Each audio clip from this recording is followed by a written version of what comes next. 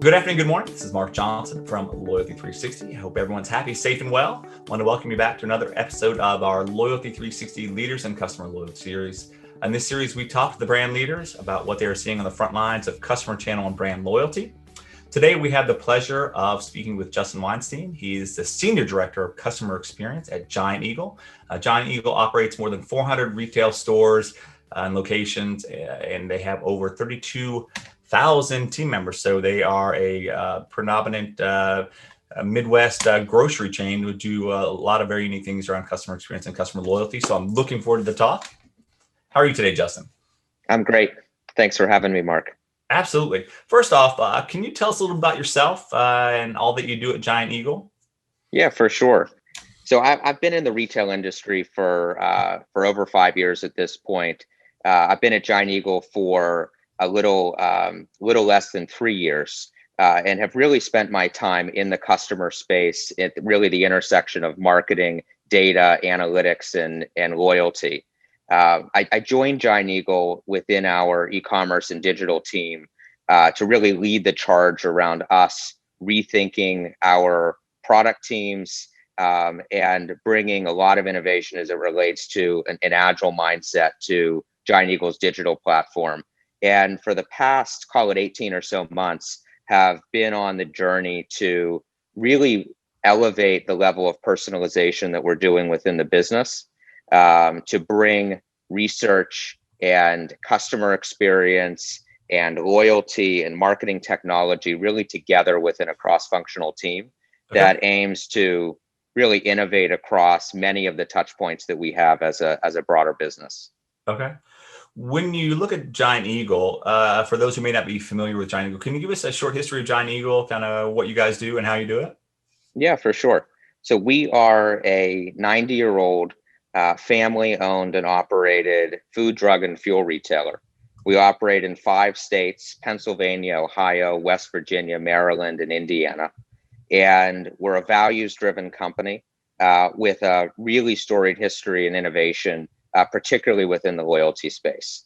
And we operate what are really 2 primary businesses. We have a big box format with Giant Eagle and Market District, with a really strong supporting pharmacy offering there, as well as e-commerce offering. And then we also have a C-store business called Gecko that has grown by leaps and bounds over the last few years. Okay, interesting. The myPerks program, the loyalty program, you recently kind of rolled that out over the last few months in several markets. Can you tell us a little bit about that and how it came to be? Yeah, for sure. So we've, as a company, have really been on a journey to innovate around loyalty for a long time at this point. And just for historical context, we originally launched our loyalty program of myPerks almost 20 years ago at this point. And there were a few things that really came together that put Giant Eagle on the path to be a leader within the loyalty space. The first was a really simple decision, which was to install scanners within our stores. That led to a loyalty card, and that loyalty card led to a tremendous amount of data that led to the realization that there's a real opportunity to start to drive, at that point, transactional loyalty across a big box grocery format and what was an emerging C-store and fuel business within the company. And over the past 20 years, loyalty has really enabled the acceleration of multiple big businesses within Giant Eagle. Everything from the C-store business that today has over 270 locations, some of which are actually not adjacent to a Giant Eagle at this point, as well as a massive gift card business that was really unlocked through the richness of our loyalty offering and the engagement that we've been able to drive with customers. And myPerks represents what we see as the next step from a loyalty perspective. And the genesis behind myPerks was, how do we deliver and create a program that drives really easy savings for our customers and delivers more perks in a more personalized way? And when we say perks, it's both the currency but it's also a benefit set in terms of why a customer would shop within the Giant Eagle ecosystem. And as we look at what myPerks is really about, it's about bringing, for example, the first tiered loyalty program to a major US grocery retailer in the country. That's something that we see as being a big unlock for us in terms of being able to drive both transactional as well as emotional loyalty with our customers. It's a really strong lean into personalization. And it's a move towards a dollars-based currency, which is something that in the spirit of wanting to be there for our customers and guests and team members has been something we've been thinking a lot about, which is how do we create a program that provides more immediate savings to our customers? And all of the work we've done around myPerks has really been in that vein. Okay. I know you spent a lot of time researching the program, looking at other programs, and kind of adding value. What were you trying to do with that research, and kind of what came out of all that research that you did? Yeah, it's a great question. And we spent months at the onset of this project talking to our team members first. And team members play an incredibly important role in our company and how we think about innovation, as well as talking to our customers. And really, the goal of that research was to listen and understand. And we wanted to listen and understand. This was right at the point when the pandemic was beginning. What are the things that are working really well about our existing Fuel Perks Plus program? And what are the things that customers ultimately would want to see differently out of that program? And that body of research really led us to say, we think that we have an opportunity to create a program that accelerates the speed with which customers can save, that brings more personalized benefits into the fold, that reduces some of the rules and regulations around the program, and that ultimately moves towards a program that has less math for our customers, and that really does not require customers to be optimizing across if I'm redeeming within the supermarket or I'm redeeming within the C-store, but to be able to say a dollar is a dollar, I can rely on it. And for that reason, I can rely on Giant Eagle. And that was a big insight that came out of the research and something that was really a big driving force behind our work with myPerks. Well, I think that's interesting. You just the way you put that, right? Less math for your customers, because there's an inherent complexity with customer loyalty programs now, and the simplicity is what everyone wants, right? Easy to understand. Create. If it's 10 hotel stays, it's 10 hotel stays. You know, if you have kind of a more complex program, you have to really make it simple. And your program is different than most grocery programs who may offer, you know, tiered pricing for product driven by the CPG companies, or you may have a fuel program. I mean, your point structure is different. You can redeem more points. It's always been kind of more robust, but making it simple to understand is key, right? And I love that phrase, less math for your customers. That's quite unique. Yeah, agreed.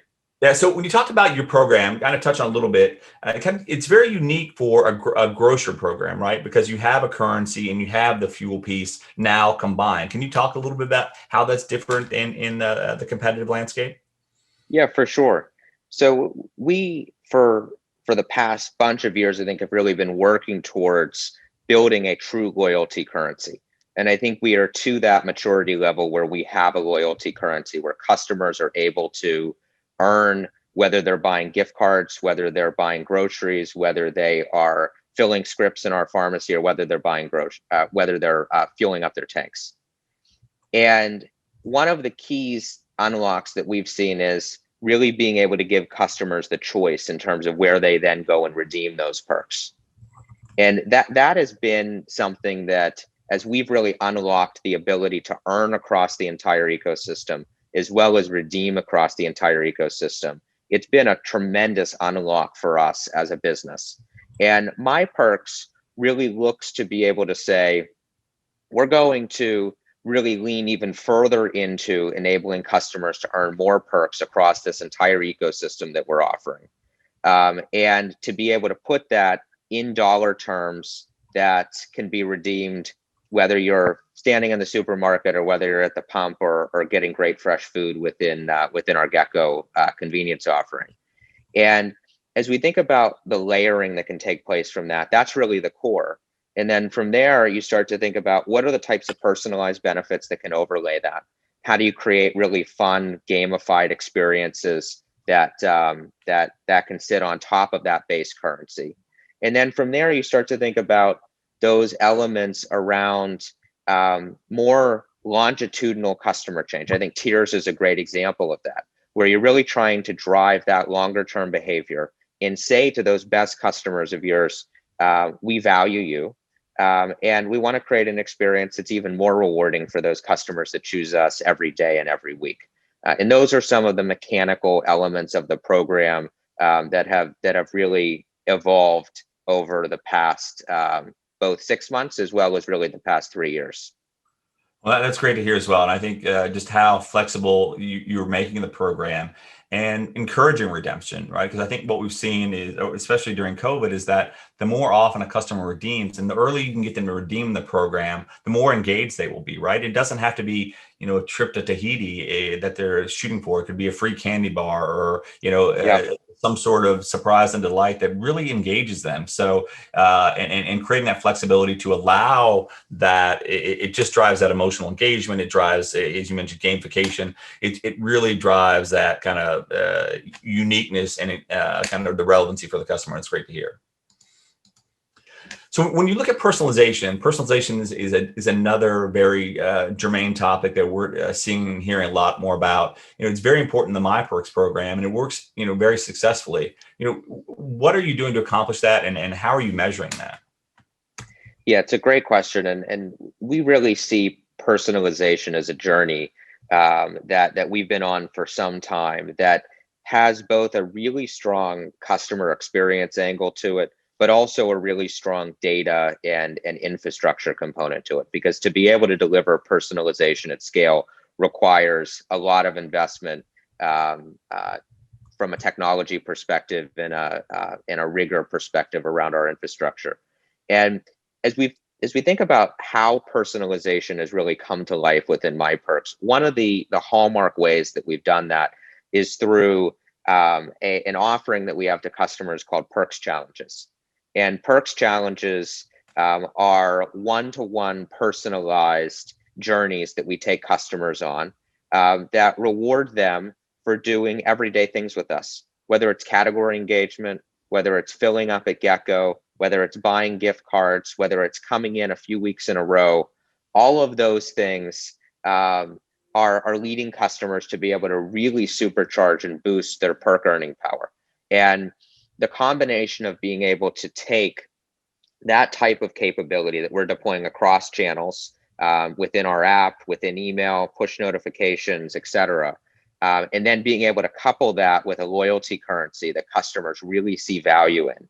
And again, to our earlier conversation around not needing to do the math, for them to really easily be able to see the value that they're going to get by taking those actions, it's been an incredibly powerful proposition for us and something that we're really excited about. Well, and obviously getting those personalized challenges, the one-on-one challenges, gets you the opportunity to get zero-party data. And just with everything changing right now, third-party data is kind of going the way of the dodo bird right now. Yep. The changes with cookies and Google, which is a good thing, I think, for privacy of the customers. It really pushes the value of customer loyalty in its depth, right? Because the more kind of a stronger the relationship you have with the customer is more important than getting that zero-party data, finding what drives them to take challenges or engage the brand. You can really leverage in a unique way, and it sounds like you're doing a lot around that. Yeah, I think that is absolutely true, Mark. And as we think about how do you create that two-way dialogue with the customer, I think that is really at the core of what we're trying to do. And a decision by a customer to take part in a challenge or not take part in a challenge, to take on those actions that they're needed to do in order to get the reward. All of that is tremendous data for us, and really enhances our ability to understand that customer and engage them in the ways that they want to be engaged, whether it's channel, whether it's reward type, whether it's the type of challenge that they're participating in or not participating in. That's a treasure trove of value for us in terms of being able to better engage with our customers. Absolutely. That's great. Emotional loyalty, obviously food and everything we went through COVID is very important. The family, having the right food, creating an ability to pick it up online and order online, pick up in store, a lot of transition there. Emotional loyalty is very important, I would think, to the grocery industry. What does, emotional loyalty mean to you and your brand? And how do you measure that as well?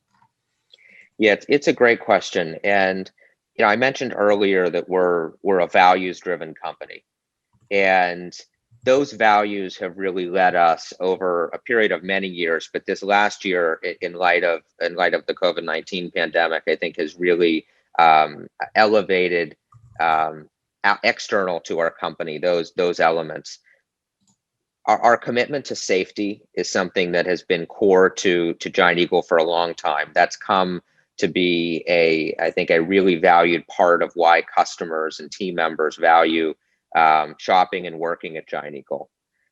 When we think about the role of food and the role of family, that is another piece that has really driven our brand forward in the experience that we're able to offer. And then being a brand that's willing to take a stand and walk the walk as it relates to our values and the role that we see within the community. All of those things have created a lot of emotional loyalty with our customers that we've been able to measure both in the quantitative ways and the qualitative ways.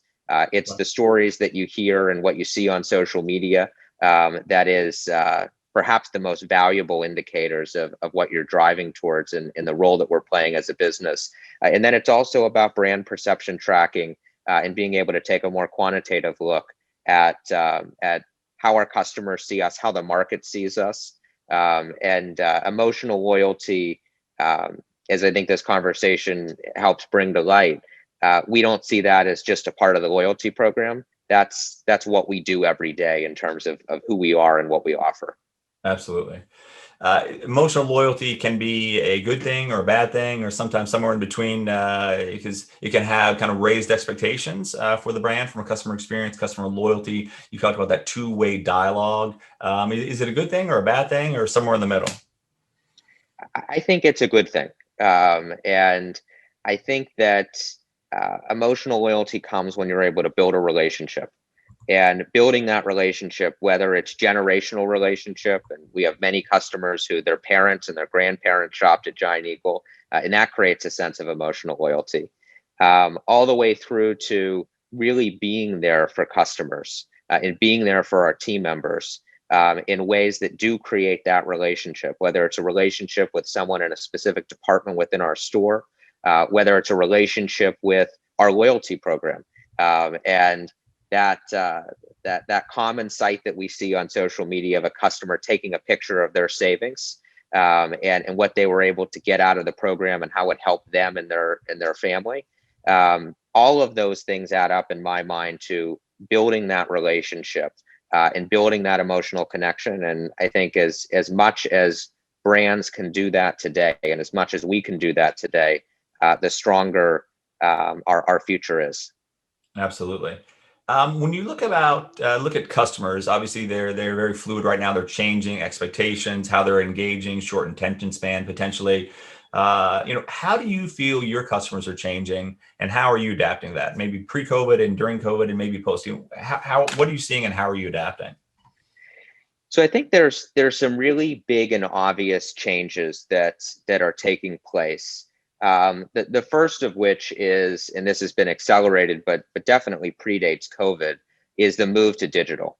And that move to digital is not just e-commerce; it's the way in which brands are able to engage with their customers. And we've been on that journey really since the day I arrived at Giant Eagle to think about what is that journey and how is it digitally enabled, and how does digital become that way to ease customers through the shopping experience and engage them more deeply. And so digital engagement and the expectations around digital, I think, have changed tremendously. The overlay of e-commerce, the growth of e-commerce within the grocery space has been huge within our business and across the industry. And so that's one major change. And I think it's changed customer expectations and behaviors in a lot of ways that are going to be long lasting. The other way that I think customers have changed, and I think all of us can relate to this, is the role of food and our habits around food have changed so much over the last year. And as we've seen people my age, for example, cooking far more than they ever have before, and we think that that really has when will have lasting impacts within our business, because we're in a position to be able to offer great fresh food and meal solutions for customers that service their needs, whether they're on the go or whether they're looking to cook that Friday night dinner. And that is a behavioral shift that we have absolutely seen over the last year that has been really meaningful, and we've been really working to find those ways to be there for our customers and be solutions oriented for them, as we think about both the digital transformation that we're seeing, as well as the food revolution that I think we're seeing in a lot of kitchens across our markets and across the country. Yeah, it's interesting. Definitely seeing more convenience-based items. I wish we would still continue to see kind of a health trend in this country. I don't think we're there yet. I think we're still going the other way. But it's good to hear. I think convenience, you can do that. You can start pushing, healthier food and use the loyalty program to do that. I think that's you guys are in a good position to do that. So it's great to hear that that convenience in the food offering is changing for sure. When you look at the customer loyalty, customer experience efforts you have, how do you measure some of the efficacy? What KPIs do you and your team use? Yeah, it's a great question, and it's one that I think we're always pressure testing in terms of, do we really have the right measures, and do we have that right blend of both short-term and long-term objectives that we're trying to hit. Um, from a more short-term perspective, we're looking at engagement with the program. We're looking at how often are customers redeeming. What's the level of earning that's taking place? Are customers taking advantage and engaging with us across channels and across these different earning opportunities that are completely new? And so the engagement piece is really critical for us. Then on the other side, long-term value is something that I think all brands are on a perpetual pursuit to really try to understand and measure. And we're on that journey as well. And being able to really understand, how are you driving that longitudinal behavior change with customers, whether it's over a period of 6 months, whether it's over a period of 10 years. How do we start to measure that? That is something that we have been spending a lot of time and energy against. And I think that right blend of understanding, how are you driving engagement with the offerings that we're bringing to market? What ROI do those things ultimately have in terms of sales and units? And then most importantly, how do those activities really lead to a growth in long-term value, which I see as being directly tied to that relationship that we talked about earlier.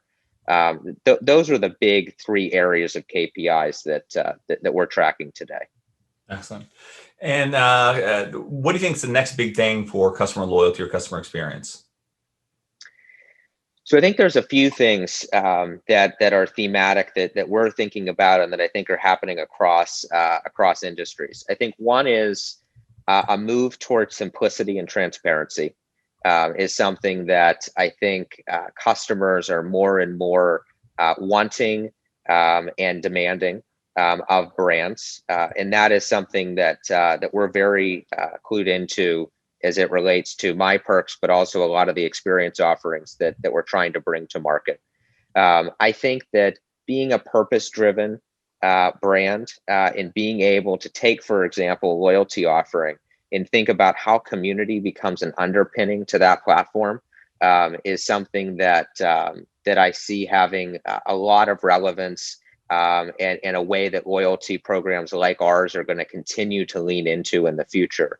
And then I think the digital connectivity and the social element of how do you really come together, whether it's around really simple things like list building, but also around more complex things, like being able to share in loyalty points and transfer those across families, and engage across different product offerings, that I think is really upping the bar in terms of what we as retailers need to be able to offer, and be able to connect not only our customers to each other and to their families, but also be able to connect what we're doing to those customers with our team members and with the community to really create that flywheel that has a positive societal impact.